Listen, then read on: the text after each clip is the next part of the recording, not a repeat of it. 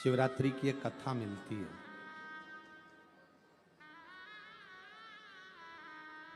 जंगल में रहने वाला एक भील पानी लेकर अपने बच्चों के भोजन की व्यवस्था करने के लिए एक पेड़ पर चढ़ जाता। उसको नहीं मालूम कि ये वृक्ष बेलपत्री का है।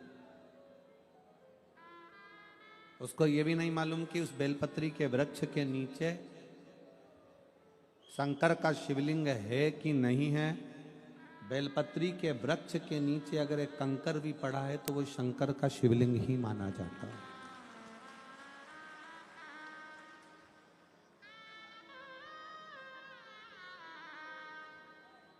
वो विश्वास एक हिरण को मारने के लिए, बच्चों का पेट भरने के लिए धनुष बाण लेकर पेड़ पर चढ़ा है, पीने का पानी लेकर चढ़ा हुआ है।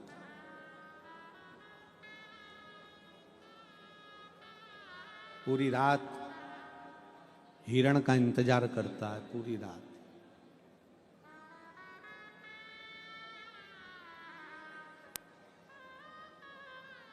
और पूरी रात जब वो हिरण का इंतजार करता है तब एक हिरण दिखता है। उस हिरण को मारने के लिए वो बाण छोड़ता है। उसके पहले हिरण उससे निवेदन करता है कि मुझे मत मारो, मेरे बच्चे इंतजार कर रहे हैं।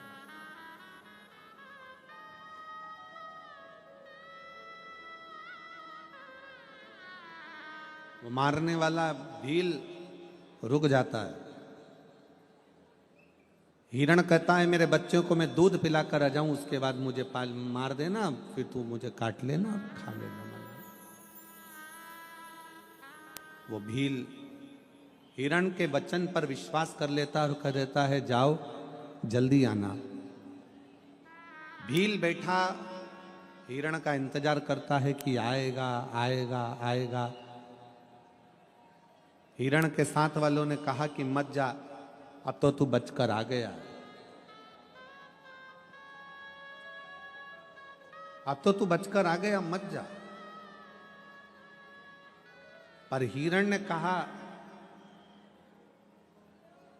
वो भील बेलपत्री के पेड़ के ऊपर बैठा था और उस पेड़ के नीचे एक कंकर पर भील के पानी का एक एक बूंद नीचे गिर रहा था।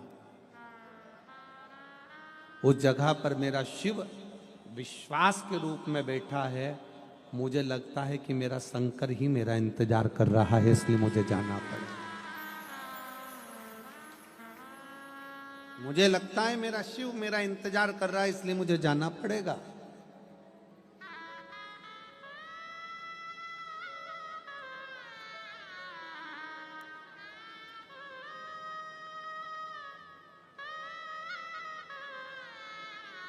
मुझे उसका इंतजार है और मैं जाऊं।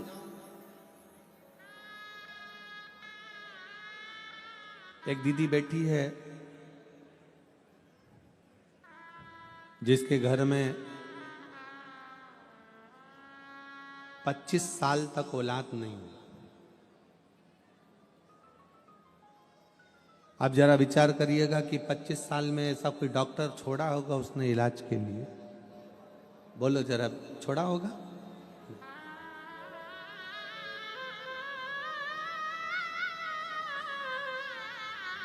सरोज प्रदीप पांडे, मैं नवरत्न बेंगलोज मकान नंबर 56 डिंडोली में रहती हूँ। कहीं बैठी हो तो हाथ हिला सकती हो, कहीं बैठी हो तो हाथ हिलाएंगे। आ जाइए, एक बेलपत्र लेकर जाइएगा। आ जाओ, आ जाइए। मैं बाबा का क्या वर्णन करूं। मेरी बड़ी दीदी की शादी के 25 साल बीत गए थे, कोई संतान नहीं थी। दीदी ने बहुत दवाई कराई मगर कुछ नहीं हुआ। दीदी ने बेबी ट्यूब कराया, इलाज करवाया, मगर बच्चे नहीं हुए। अब करे तो करे क्या? दीदी हार गई। और संसार की कोई भी महिला होगी, कोई बहन होगी तो वो 5 साल 6 साल इंतजार करती है बच्चे का, 7 साल इंतजार करेगी। 25 साल कौन बहन होगी जो इंतजार करेगी कि 25 साल बाद भी क्या औलाद हो सकती है? मेरा जीजियों से पूछना है, यहाँ पर बैठी हुई माताओं से, ईमानदारी से बोलो, 25 साल में औलाद होने का कोई सुख मिल सकता है क्या? कोई सुख है ही नहीं। 25 साल में क्या औलाद होगी? पर मेरी दीदी को मैंने कहा कि दीदी टीवी पर कथा आती है, सुना करो। दीदी ने कथा सुनना प्रारंभ करा और उन्होंने सफेद आंकड़े की जड़ का प्रयोग किया। सफेद आंकड़े की जड़ का प्रयोग करा, 5 बार पशुपतिनाथ का व्रत किया।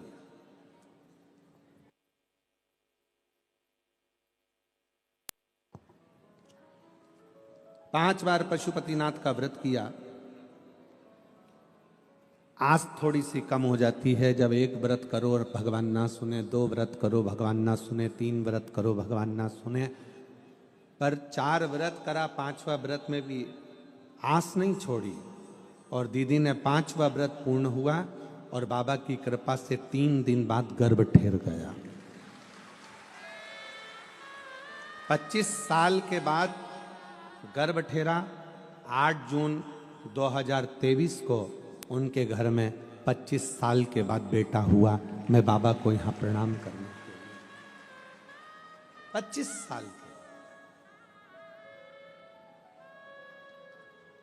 इसमें एक लाइन उन्होंने लिखी, कुबेरेश्वर धाम की भूमि पर हम लोग गए, वहां रात्रि विश्राम किया, प्रणाम किया, निवेदन किया।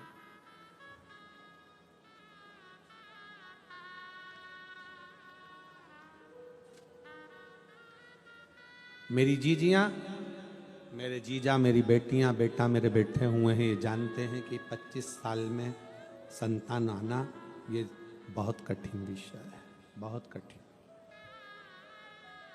एक पत्र और है,